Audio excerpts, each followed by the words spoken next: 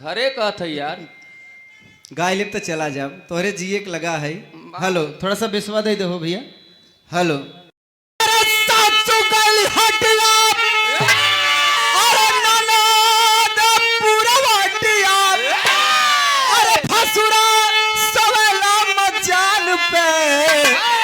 हम बिकाई गई कबीरा पानी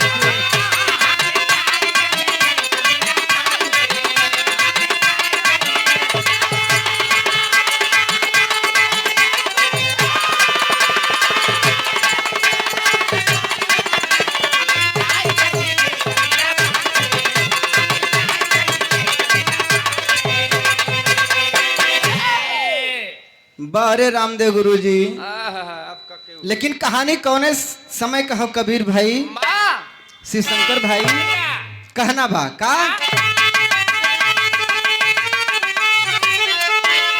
मुक्ति का युक्ति खोजे खातिर मुनिवर अरे चार बात दिल में गोठी आई के पहुंचे कैलाश पर्वत पे जाई के।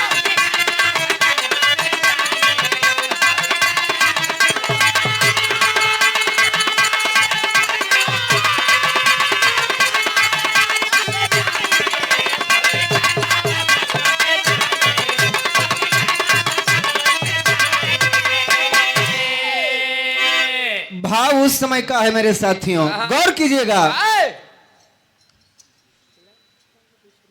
आदरणीय वार्ड नंबर तो बरियारे मांग फेरे बनियारे सेनहुर दे जाने लगा है बदे कि हमारे पति की उम्र लंबी हो, कि हमारे पति की उम्र लंबी हो।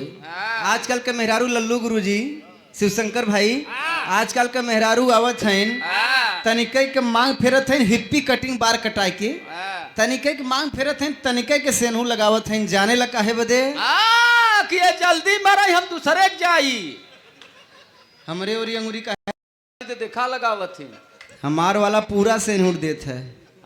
देखे रे तोहरे के पीछे तक उलट गया रहा। छठी माई पूजा से लौटी रही। मास्टर साहब भाव समय का है बताया गया कि इस धरती पर जो भी आया है उसके ऊपर चार कर्जा बा।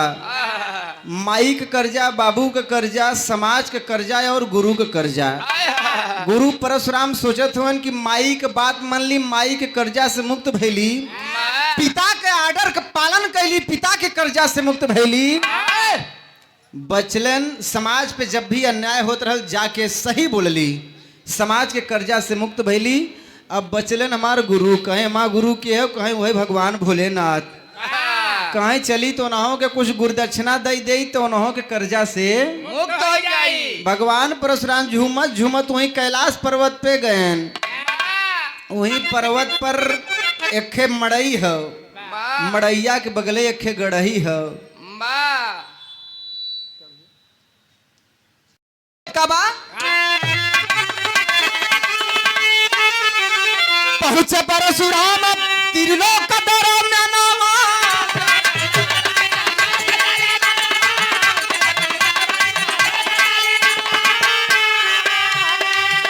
और पहरा पे खड़ा रह गणेश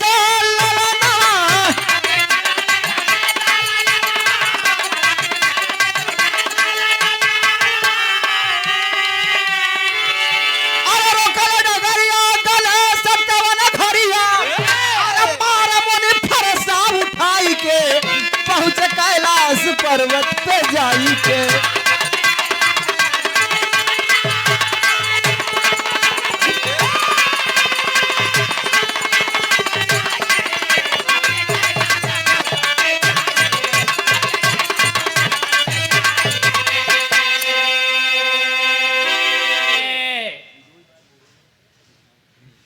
ए भैया परशुराम गुरुजी कैलाश पर्वत पर गए हुआ भगवान भोलेनाथ से मिले चाहत हुवन।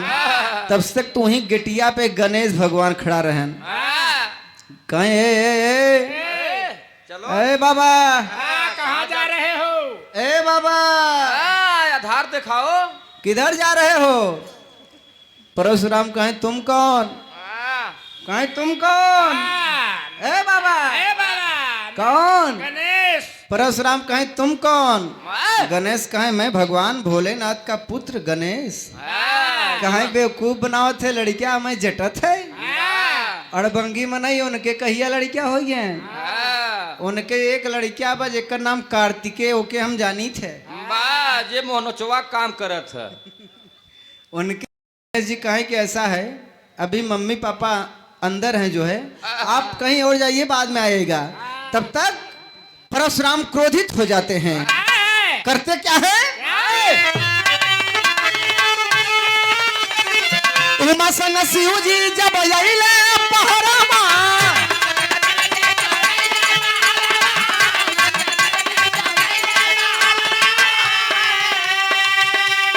देखले हाँ गणपति का कटल रहे नटवा।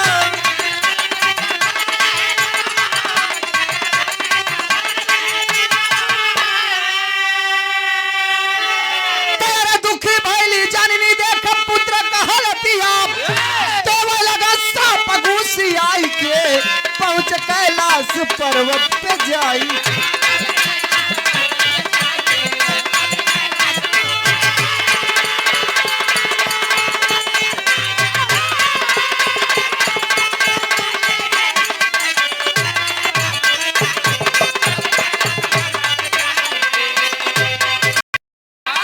परशुराम गुस्सहिल रहल नाव देखल न ताव उठाए के फरसा ये एक फरसा चलन त गणेश जी के ही दांते पे लगल।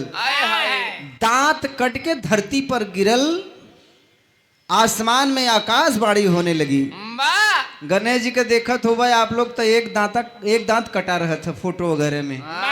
अगर दिखबा तो बाबा परशुराम एक फरसा मलन गणेश जी के दांत कटल तो घरे में से पार्वती और शिव जी जब बाहर निकलन मीटिंग करके तो माई पार्वती कहते हैं कि ह देखा है नहन का हो एक खे हमारे बेटवा का हो गया कुल जलत है देख के। मेहरारून के माया प्रदीप भैया कौनो मेहरारून के खाली एक झापड़ मार के देख ले कहीं आवा मारा आओ मारा दहजा रुकना थी मारा तो से मरवाऊब। तोहरे लड़का के क्रिया है जौने आज मुंगाई की जाया हमारे मनई डिराई लगा था कि अन्ना से एक झापड़ मार दी है। तोरे कमाई में तो धुआं फूटा बा। 30 रुपया कमाई के दिए थे हम 40 रुपया के भाजी ले आई थे। हमारे समझ में आओ जब हम 30 ही देते ही 40 के भाजी लिया होता तो 10 रुपया वाला भैया आवत कहाँ से बा? हो सका 10 रुपया तो हाँ बाबू देत हो। मास्टर भाई लेकिन जौने घरे में नारी का सम्मान हो वो घर विकास करे आगे जाए। जब पार्वती जी बाहर आती हैं तो क्रोध में श्राप देना चाह रही हैं परशुराम को, लेकिन भगवान भोलेनाथ करते क्या हैं? समझ ले शिव जी शांत हो जा महारानी,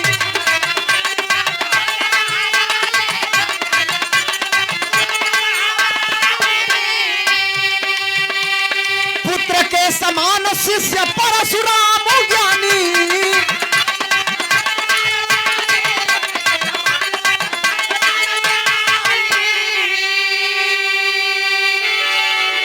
पूछले मुनिवर से शिव जी से बतिया औला कौन कारण बताई के पहुंच कैलाश पर्वत पे जाई।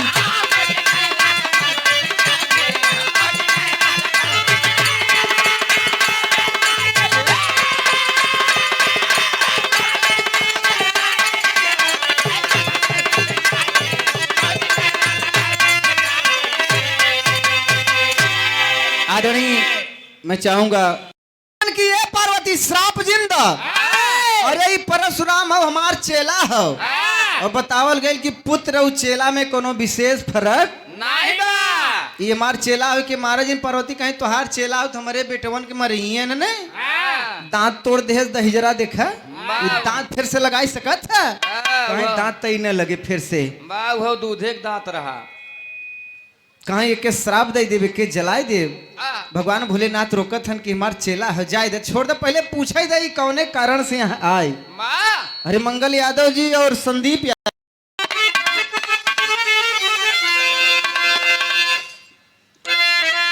परशुराम से पूछा तो भगवान परशुराम कहा मालिक कि है 4 कर्जा हमारे ऊपर बा, जे भी धरती पे पैदा होता ओकरे ऊपर 4 कर्जा बा। कवन कवन? एक माई का कर्जा, एक बाप का कर्जा, एक समाज का कर्जा, एक गुरु का कर्जा।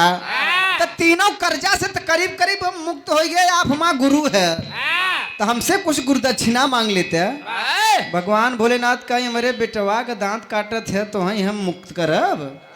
कहीं गुरु दक्षिणा देवे जात है तो देवे चाहत है तो जा शेषनाग का गर्दन काट के लिया हुआ। अब परशुराम जी गए शेषनाग का गर्दन काटे, शेषनाग एक फुफकार मार दे। अब परशुराम चित्त धरती पे गिरन, राखी हो गया राखी। मजे एक दिन बीता। एक दिन माई पार्वती कहत है बाबा भोलेनाथ से कि हो तोहार जौन चिलवा रहा हो जौने कपरवा पे बरवई नहीं बा, वो चिलवा कहाँ बा? आजकल दिखात नहीं बा। कहीं वो चिलवा के तो मरवाए न दिया, कहीं कैसे कहीं शेषनाग एक फुफकार मारे नु राखी हो गया। देख माई के ममता।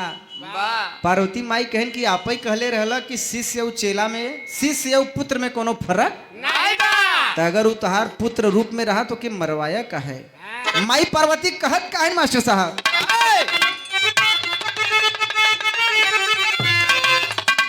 पहुंचे शिवलोक विष्णु शेष के समनवा,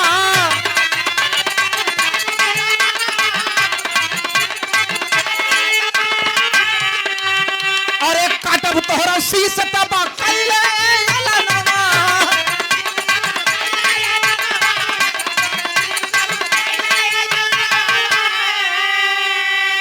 तकइले फुफकार शेषनाग वही घरिया, अरे राखी बनल दिया राम चोई पहुंच कैलाश पर्वत पे।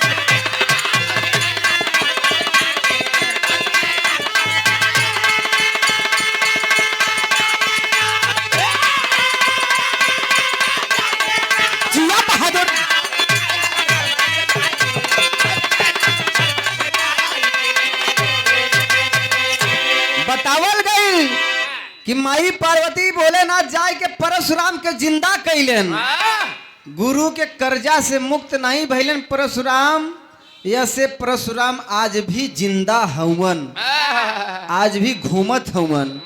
यूट्यूब पे सर्च कर लीजिएगा, गूगल पे सर्च कर लीजिएगा। बतावल गया कि परशुराम आज भी जिंदा हवन, उनके मरे के कोनो प्रमाण नहीं बा। ए भैया आखिरी में कहना बा, गाना का मतलब कि 4 कर्जा बा, माई का, बाप का, समाज का या गुरु का। ये चारों कर्जा जे चुकाए वही संसार में मुक्ति पाए।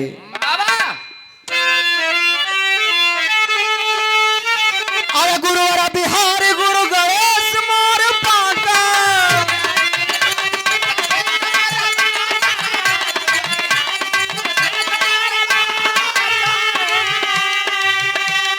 कपूराम देव जी का लहरे पताका,